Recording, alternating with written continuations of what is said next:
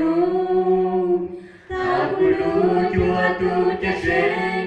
wa cha ku mua ke thay yen tu sa le nyo ca sa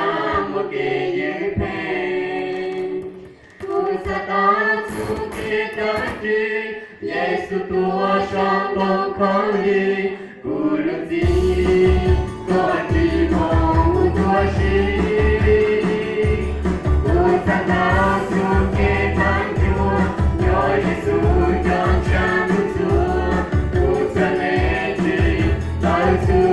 ke tu tu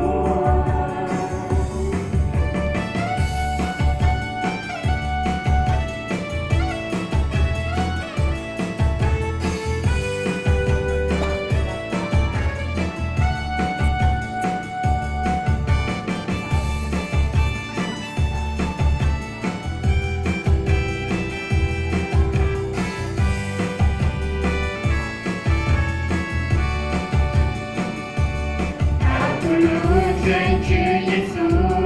mua cho lu sa ta tu, tu sa lê bu, có của ba chữ xua nu. Aku lu chua tu cho say, mua cho mua ke thay ye,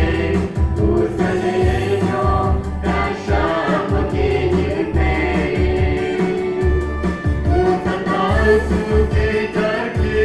Yesu tua sang bông khó đi, tu lu si, có chi mong tua shi. Tu sa ta su ke tan chua, cho Yesu John chan tu, tu sa le si, tan su ke tu tu. Tu sa ta su ke ta đi, Yesu tua sang bông khó đi, tu lu si, có chi mong tua shi. Tu sa ta